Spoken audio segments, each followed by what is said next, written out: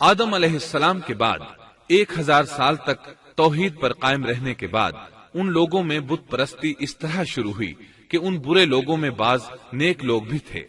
یہ برے لوگ ان نیک لوگوں سے بہت محبت کرتے تھے اور ان سے تقرب حاصل کرتے تھے، ان کی شان میں بہت مبالغہ کرتے تھے، جیسا کہ آج کل بعض لوگ علماء اور صالحین کی مدح سرائی میں زمین و آسمان کے قلابے ملاتے ہیں۔ یہی چیز بعد میں شرک کا ذریعہ بنی۔ امام بخاری رحمت اللہ علیہ نے سورہ نوح آیت 23 میں اللہ کے فرمان اور انہوں نے کہا کہ ہرگز اپنے معبودوں کو نہ چھوڑنا اور نہ ود اور سوا اور یغوث اور یعوق اور نصر کو چھوڑنا کی تفسیر کرتے ہوئے ابن عباس رضی اللہ عنہما سے روایت کی ہے۔ وہ فرماتے ہیں کہ یہ نوح علیہ السلام کی قوم کے بعض نیک آدمیوں کے نام ہیں۔ جب وہ فوت ہو گئے تو شیطان نے ان کی قوم کے دل میں یہ بات ڈال دی کہ جہاں وہ حضرات بیٹھا کرتے تھے وہاں ان کے بت بنا کر رکھ دو اور ان کو وہی نام دو جو ان بزرگوں کے تھے۔ انہوں نے ایسا ہی کیا اور پتھر کے بت بنا کر ان کے نام ان بزرگوں والے رکھ دیے۔ اس وقت تو بتوں کی پوجا نہ ہوئی، لیکن جب یہ لوگ فوت ہو گئے اور علم مٹ گیا تب ان کی پوجا ہونے لگی۔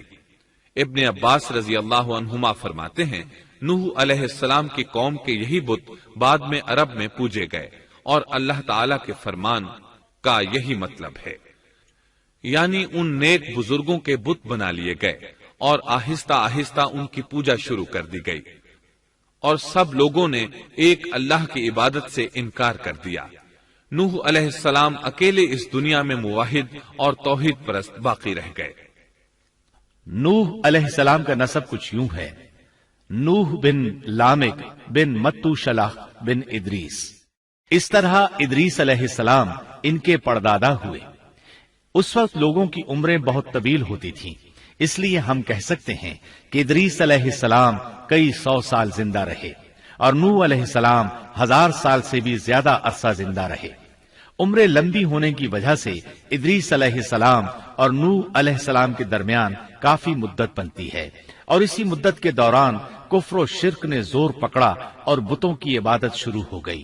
تب اللہ تعالیٰ نے نوح علیہ السلام کو زمین میں مبعوث فرمایا۔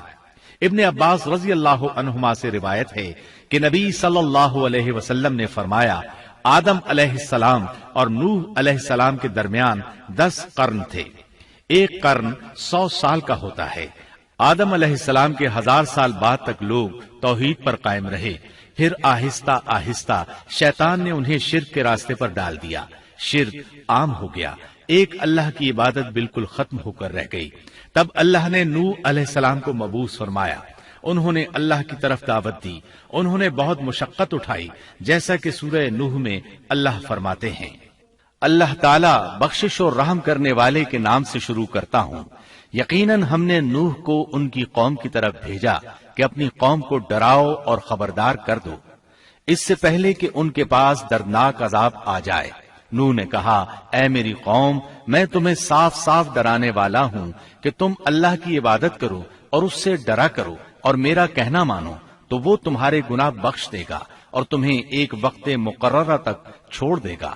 یقیناً اللہ کا وعدہ جب آ جاتا ہے تو موقوف نہیں ہوتا، کاش تمہیں سمجھ ہوتی۔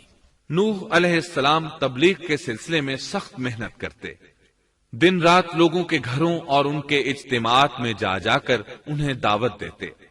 آپ انہیں اعلانیہ اور پوشیدہ طور پر دعوت دیتے، یہاں تک کہ دعوت دیتے دیتے انہیں 950 سال گزر گئے، لیکن سوائے چند لوگوں کے کوئی ایمان نہ لایا۔ تب انہوں نے اللہ سے دعا کی اے میرے اللہ، میں نے اپنی قوم کو دن رات تیری طرف بلایا، لیکن میرے بلانے سے یہ اور زیادہ بھاگنے لگے۔ انہوں نے اپنے کانوں میں انگلیاں ٹھونس لیں، اپنے اوپر کپڑے اوڑھ لیے اور کہنے لگے ہم تیری شکل دیکھنا نہیں چاہتے۔ میرے اللہ، یہ لوگ تیری باتیں سننا پسند نہیں کرتے۔ میں نے پھر بھی ان سے کہا اپنے مالک سے بخشش طلب کرو، وہ بڑا بخشنے والا ہے۔ اس وقت نوح علیہ السلام کی قوم میں ایک بادشاہ تھا، وہ بہت مغرور تھا۔ وہ قوم سے کہنے لگا نوح کی باتوں پر کان نہ دھرنا اور نہ اس سے بحث کرنا، یہ جو کرتا ہے اسے کرنے دو، تم اپنے بتوں کی پوجا پر ڈٹے رہو۔ چنانچہ لوگوں نے نوح علیہ السلام کی باتوں کی طرف سے کان بند کر لیے۔ اپنے بادشاہ کی بات پر عمل کرنے لگے۔ تب نوح علیہ السلام نے اللہ سے فریاد کی، اے پروردگار، یہ میرا کہنا نہیں مانتے، ان لوگوں کی سنتے ہیں جن کی اولاد اور مال نے انہیں فائدہ تو نہ دیا، الٹا نقصان پہنچایا، اور انہوں نے میرے ساتھ بڑا داؤ کیا، یعنی دوسروں کو میرے درپے کر دیا، خود بھی مجھے ستانے میں کوئی کسر نہ چھوڑی، اور آپس میں ایک دوسرے سے کہنے لگے اپنے دیوتاؤں کو نہ چھوڑنا، نہ ود اور نہ سوا اور نہ یغوث اور نہ یعوق اور نہ نصر کو چھوڑنا۔ ان لوگوں نے بہت سے لوگوں کو گمراہ کر ڈالا، اور پروردگار تو ایسا کر کہ یہ ظالم اور زیادہ گمراہ ہو۔ اس طرح نوح علیہ السلام نے 950 سال دن رات لوگوں کو اللہ کی طرف بلایا، لیکن اتنے طویل عرصہ میں صرف 80 کے قریب لوگ مسلمان ہوئے، اور ان ایمانداروں کی اکثریت فقراء، مساکین، ناتواں اور غلام قسم کے لوگوں پر مشتمل تھی، جن کی معاشرے میں کوئی حیثیت نہیں ہوتی۔ مشکل سے 10 ایماندار ایسے ہوں گے جو شرف و جاہ کے مالک ہوں گے۔ چنانچہ نوح علیہ السلام کے مغرور سرداروں نے جب اس صورتحال کو دیکھا تو اکٹھے ہو کر نوح علیہ السلام کے پاس آئے اور کہنے لگے، اے نوح، ہم چاہتے ہیں تیری باتیں سنیں اور لوگوں کو بھی تیری باتیں سننے کی ترغیب دیں اور سب تجھ پر ایمان لے آئیں، لیکن اس سے پہلے ہماری ایک شرط ہے، یہ کہ آپ کے حلقے میں جو یہ ذلیل اور حقیر لوگ آ گئے ہیں انہیں دھکے دے کر اپنے پاس سے نکال دے، اس لیے کہ ہم اپنی قوم کے سردار، چودھری اور مقام و مرتبے والے لوگ ہیں، اس لیے ہم ان فقیر لوگوں کے پاس نہیں بیٹھ سکتے، اگر آپ انہیں نکال دیتے ہیں تو ہم ایمان لے آئیں گے۔ اللہ تعالیٰ نے نوح علیہ السلام کی قوم کے ان سرداروں کی تردید سورہ ہود آیات 27 تا 31 میں کی ہے۔ اللہ تعالیٰ فرماتے ہیں، کافر سردار نوح سے کہنے لگے ہم تو یہی دیکھتے ہیں کہ تو ہماری طرح ایک آدمی ہے، اور یہ بھی دیکھتے ہیں کہ صرف ان لوگوں نے تیری پیروی کی ہے جو ہم میں رذیل ہیں، وہ بھی اوپر کی عقل سے، اور ہم تو تمہیں کسی بات میں اپنے سے زیادہ نہیں پاتے بلکہ تمہیں جھوٹا خیال کرتے ہیں۔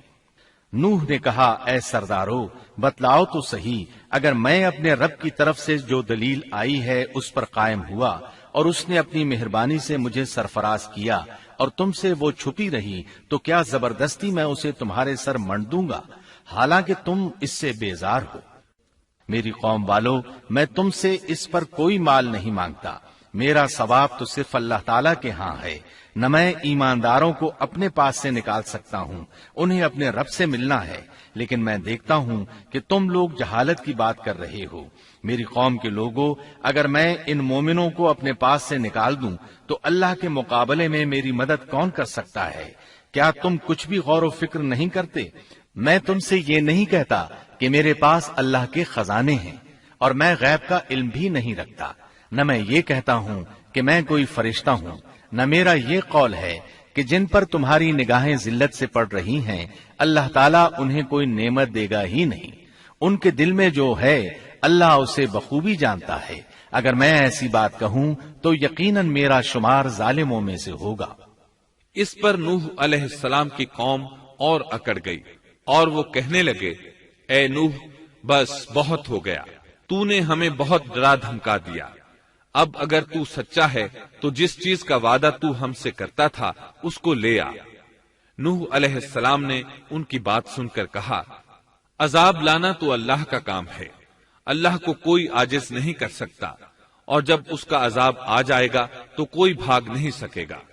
اس کے بعد نوح علیہ السلام کی قوم کا ان سے آمنا سامنا ہوا تو انہوں نے ان سے کہا، اے میری قوم، اگر تم پر یہ گراں گزرتا ہے کہ میں تم میں رہتا ہوں اور تمہیں اللہ کی باتیں سنا رہا ہوں، تم اس سے چڑھتے ہو اور مجھے نقصان پہنچانے کے درپے رہتے ہو، تو سنو، میں صاف کہتا ہوں، مجھے تمہارا کوئی خوف نہیں، تمہاری کوئی پرواہ نہیں، تم سے جو ہو سکے کر گزرو، میرا جو بگاڑ سکتے ہو بگاڑ لو، تم اپنے شریکوں اور جھوٹے معبودوں کو بھی بلا لو اور مل جل کر مشورے کر کے بات کھول کر پوری قوت کے ساتھ مجھ پر حملہ کرو، تمہیں قسم ہے تم میرا جو بگاڑ سکتے ہو بگاڑ لو، اس میں کوئی کسر اٹھا نہ رکھو، مجھے بالکل مہلت نہ دو، اچانک مجھے گھیر لو، میں بالکل بے خوف ہوں، اس لیے کہ تمہارے راستے کو میں باطل جانتا ہوں، میں حق پر ہوں، حق کا ساتھی اللہ ہوتا ہے، میرا بھروسہ اسی عظیم ذات پر ہے، مجھے اس کی قدرت کی بڑائی معلوم ہے۔ نوح علیہ السلام نے واضح الفاظ میں اپنی قوم کو چیلنج دیا، لیکن کسی میں طاقت نہ ہوئی کہ وہ نوح علیہ السلام کا مقابلہ کر سکے۔ چنانچہ کہنے لگے، اسے چھوڑ دو، یہ مجنون اور بے وقوف ہے، نعوذ باللہ۔ بہرحال معاملہ اسی طرز پر چلتا رہا، یہاں تک کہ سال ہر سال گزر گئے، لیکن کوئی مسلمان نہ ہوا۔ پھر پہاڑ پر رہنے والے لوگ روز بروز برائی میں ترقی کرتے چلے گئے، اور جو لوگ شروع میں ایمان لائے تھے ان کے علاوہ اور کوئی شخص ایمان نہ لایا۔ نوح علیہ السلام انہیں مسلسل دعوت دیتے رہے مگر بے اثر، یہاں تک کہ اللہ تعالیٰ نے نوح علیہ السلام کی طرف وحی کی کہ اب کوئی شخص ایمان نہیں لائے گا۔ اللہ تعالیٰ سورہ ہود میں فرماتے ہیں، نوح کی طرف وحی کی گئی کہ آپ کی قوم میں سے جو ایمان لا چکے ہیں ان کے سوا اور کوئی اب ایمان نہیں لائے گا، پس آپ ان کے کاموں پر غمگین نہ ہوں۔ مطلب یہ تھا کہ آپ غم نہ کریں، اللہ کا حکم اب پورا ہونے والا ہے۔ غور فرمائیں، نوح علیہ السلام کے جذبے کو دیکھیے، مسلسل 950 سال تک دعوت دیتے رہے، لوگ انہیں جھٹلاتے رہے، لیکن پھر بھی ان سے نا امید نہ ہوئے۔ اب جب کہ اللہ کی طرف سے وحی آ گئی کہ ان میں سے اور کوئی ایمان نہیں لائے گا اور کسی میں طاقت نہیں کہ انہیں ہدایت عطا فرمائے، تو نوح علیہ السلام نا امید ہو گئے اور انہوں نے اپنی قوم پر بد دعا کی۔ اس کا ذکر اللہ تعالیٰ نے سورہ نوح آیات 26 تا 28 میں کیا ہے۔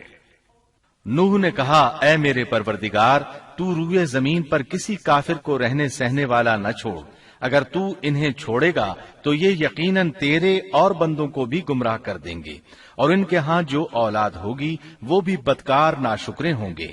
اے میرے پروردگار، تو مجھے اور میرے ماں باپ کو اور جو بھی ایماندار ہو کر میرے گھر آئے اور تمام مومن مردوں اور عورتوں کو بخش دے، اور کافروں کو سوائے ہلاکت کے اور کچھ نہ دے۔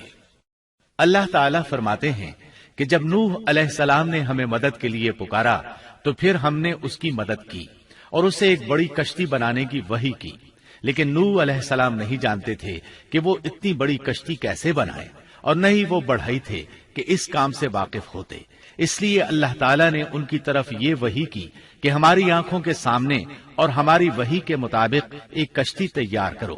اللہ نے وحی کے ذریعے ان کی رہنمائی کی کہ وہ اس طرح کریں، اور مزید تعلیم کے لیے جبرائیل علیہ السلام کو بھیج دیا۔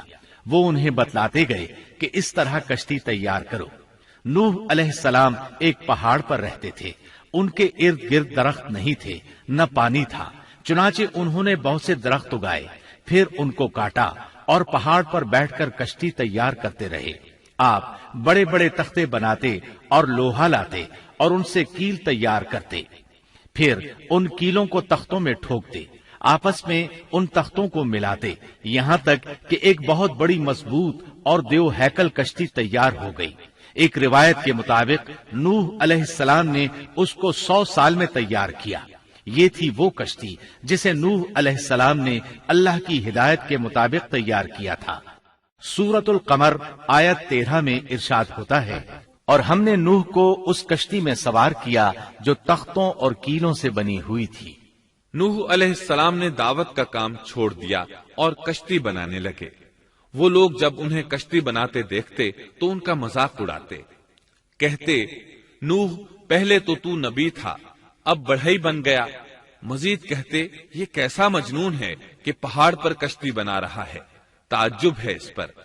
اللہ نے ان کافروں کے مذاق کا ذکر سورہ ہود آیات 38 اور 39 میں کیا ہے۔ نوح کشتی بنانے لگے، اس کی قوم کی جو جماعت اس کے پاس سے گزرتی وہ اس کا مذاق اڑاتی۔ وہ کہتے، اگر تم ہمارا مذاق اڑاتے ہو تو ہم بھی تم پر ایک دن ہنسیں گے جیسے تم مسخرہ پن کر رہے ہو۔ تمہیں بہت جلد معلوم ہو جائے گا کہ کس پر عذاب آتا ہے، جو اسے رسوا کرے اور اس پر ہمیشہ کا عذاب اتر آئے۔ اس کشتی کا حلیہ ابن عباس رضی اللہ عنہما سے ایک روایت میں یوں آیا ہے۔ وہ بیان کرتے ہیں کہ نوح علیہ السلام نے پہاڑ پر ایک کشتی تیار کی اور اسے تارکول سے لت پت کیا۔ اسی وقت سے تارکول کا ظہور ہوا۔ اس کشتی کا طول 300 گز، اونچائی 30 گز اور عرض 50 گز تھا۔ ایک اندازے کے مطابق اس کا طول 1 کلومیٹر سے زیادہ تھا اور اس کی بلندی اور گہرائی کے بارے میں کہا گیا ہے کہ 30 ہاتھ تھی، اور یہ کشتی عام کشتیوں کی طرح اوپر سے کھلی ہوئی نہیں تھی، بلکہ جس طرح اس کو نیچے سے بند کیا گیا تھا اسی طرح اوپر سے بھی بند کیا گیا تھا، تاکہ اوپر سے جو بارش برسے وہ انہیں نقصان نہ دے، اور جس طرح نیچے والے غرق ہونے سے محفوظ رہیں اسی طرح اوپر والے بھی محفوظ رہیں۔ گویا وہ ایک گیند کی مانند تھی۔ اس میں الگ الگ 3 درجے بنائے گئے تھے، ہر درجے میں ایک دروازہ تھا، اور یہ 3 دروازے اس طرح تھے کہ ہر دروازے کے اوپر ایک دروازہ تھا۔ یہ اس کشتی کا حلیہ تھا، جس کے راوی ابن عباس رضی اللہ عنہما ہے۔ یہ کشتی آج بھی موجود ہے۔ اللہ تعالیٰ نے اس کشتی کو بطور عبرت اور نشانی کے باقی رکھا ہے، جیسا کہ اللہ تعالیٰ فرماتے ہیں، اور بے شک ہم نے اس واقعے کو نشانی بنا کر باقی رکھا، پس ہے کوئی نصیحت حاصل کرنے والا۔ اس صدی میں علماء کے ایک گروہ نے اس کشتی کو ترکی کے ایک پہاڑ پر پا لیا ہے۔ اب وہ 2 ٹکڑوں میں تقسیم ہو چکی ہے۔ اس کا حلیہ وہی تھا جو بیان ہوا۔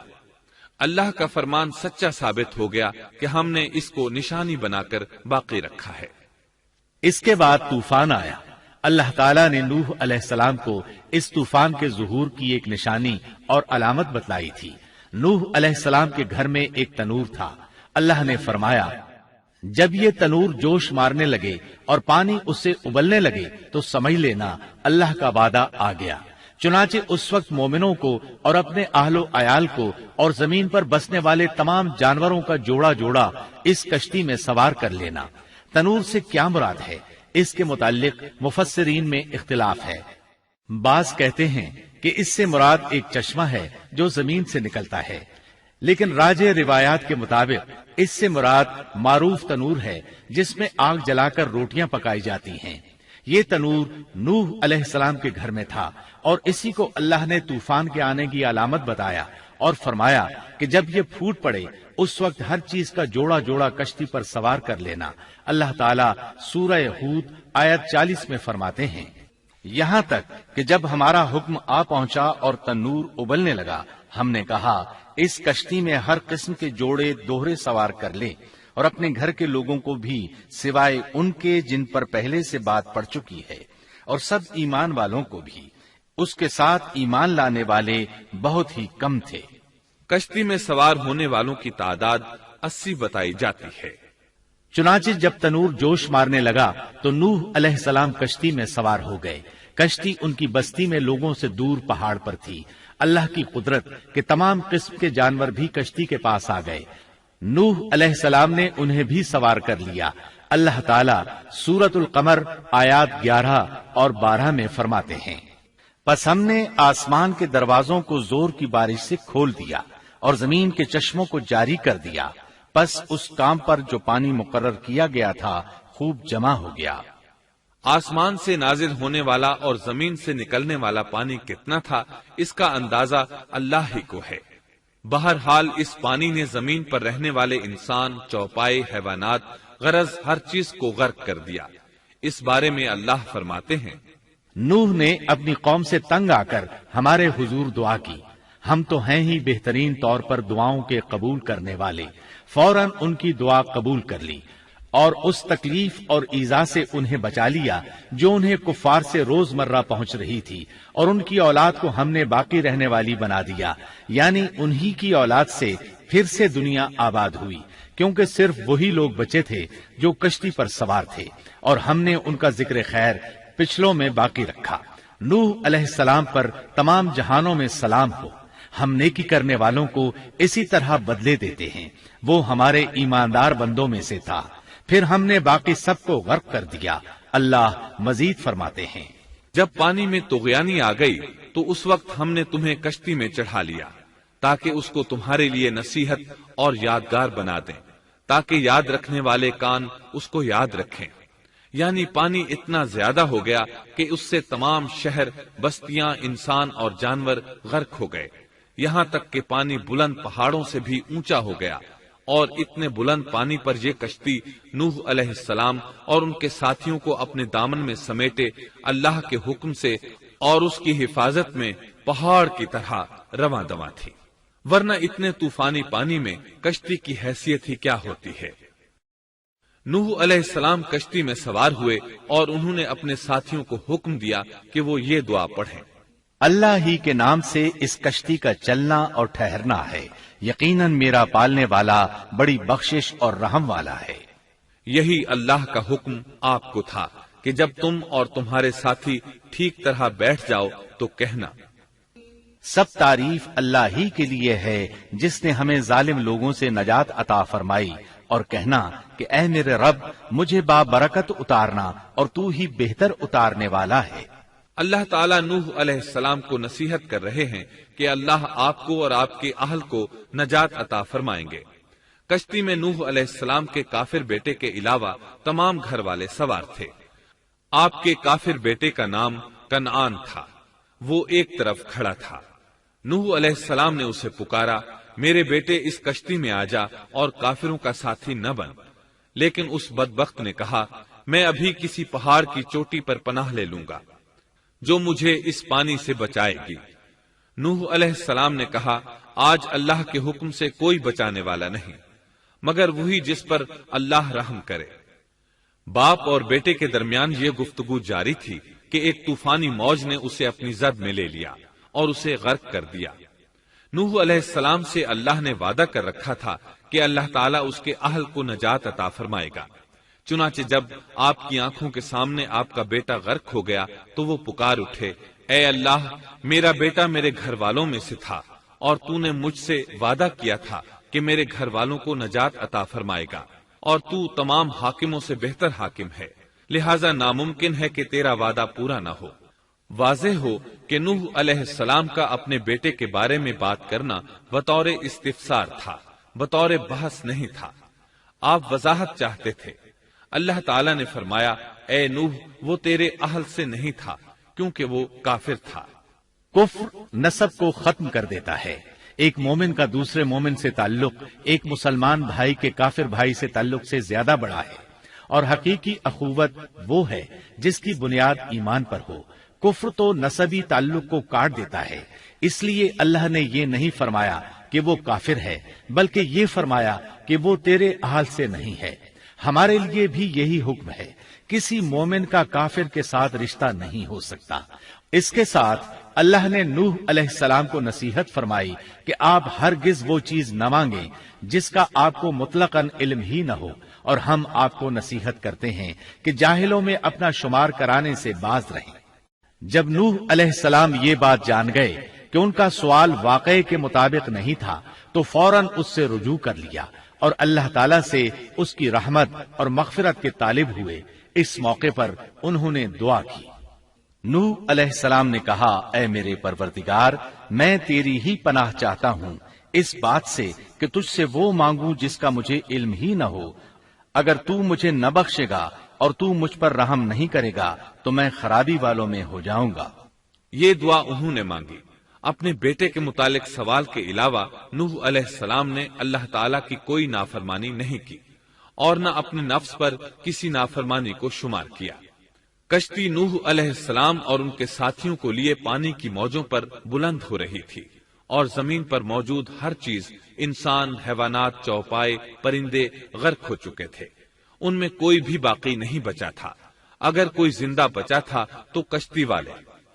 ابن عباس رضی اللہ عنہما سے روایت ہے کہ نوح علیہ السلام اور ان کے ساتھی 6 ماہ کشتی میں رہے، اور بعض روایات میں یہ بھی ہے کہ وہ محرم کی 10 تاریخ کو کشتی سے نیچے اترے۔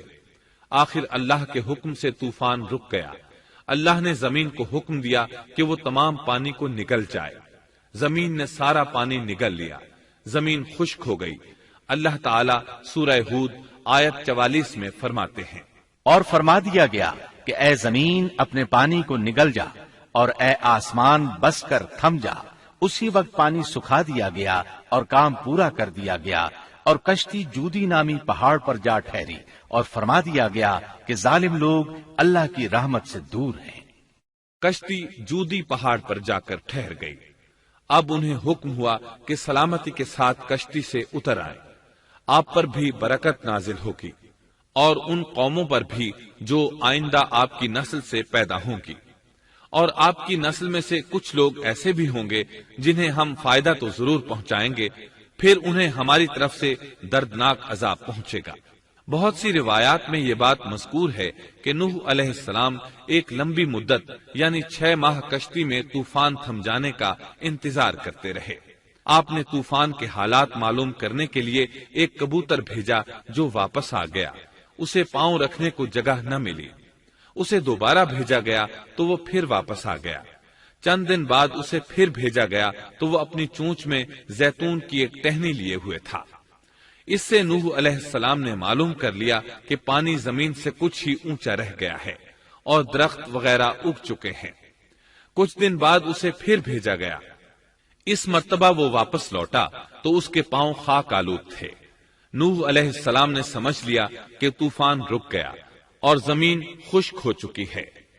سیرت کی کتب میں یہ واقعہ موجود ہے۔ اسی کی بنیاد پر سیرت نگاروں کا کہنا ہے کہ کبوتر کا آنا سلامتی کی علامت تھا اور اس کی چونچ میں زیتون کی ٹہنی نوح علیہ السلام کی بادشاہت کی طرف اشارہ تھا۔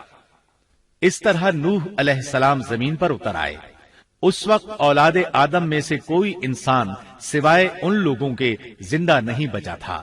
جزیرہ عرب، فلسطین اور ان کے ارد گرد کا علاقہ غرق ہونے سے محفوظ رہا۔ ان کے علاوہ تمام زمین غرق ہوئی تھی۔ سب کے سب طوفان کی نذر ہو گئے۔ صرف نوح علیہ السلام سے اولاد پیدا ہوئی اور زمین میں ان کی اولاد کے علاوہ اور کسی کی نسل باقی نہ رہی۔ اسی وجہ سے نوح علیہ السلام کو آدم ثانی اور ابو البشر ثانی کہا جاتا ہے، کیونکہ تمام کے تمام بشر انہی کی طرف منسوب ہیں۔ سورۃ الصافات آیات 75 تا 77 میں اسی طرف اشارہ ہے۔ اور ہمیں نوح نے پکارا تو دیکھ لو کہ ہم کیسے اچھے دعا قبول کرنے والے ہیں۔ ہم نے اسے اور اس کے فرمانبرداروں کو اس زبردست مصیبت سے بچا لیا۔ اس کی اولاد ہم نے باقی رہنے والی بنا دی۔ ایک دوسرے مقام پر اللہ تعالیٰ دیگر امم اور رسولوں کے متعلق کلام کرتے ہوئے فرماتے ہیں، اے ان لوگوں کی اولاد جنہیں ہم نے نوح کے ساتھ چڑھا لیا تھا، وہ ہمارا بڑا ہی شکر گزار بندہ تھا۔ نوح علیہ السلام کے 3 بیٹے تھے، سام، حام اور یافس۔ سام کی نسل زیادہ تر سفید رنگت کی تھی اور بہت کم لوگ ان میں سیاہ فام تھے، البتہ کچھ ان میں گندمی تھے۔ حام کی اولاد کی اکثریت سیاہ فام تھی، ان میں بہت کم لوگ سفید رنگ کے تھے، اور یافس کی اولاد سرخی مائل رنگ کی تھی۔ عرب اور بنو اسرائیل سام کی اولاد ہیں، تمام حبش حام کی اولاد ہیں، ترک اور مشرقی ایشیا کے لوگ یافس کی اولاد ہیں۔ طوفان کے بعد نوح علیہ السلام اللہ کے بندوں میں 350 سال تک زندہ رہے، اور وہ اللہ کے قول عبدن شکورن کے مصداق تھے۔ پھر نوح علیہ السلام فوت ہو گئے۔ راجح ترین روایات کے مطابق آپ مکہ میں دفن ہوئے۔ ایک دوسری روایت کے مطابق آپ لبنان میں دفن ہوئے۔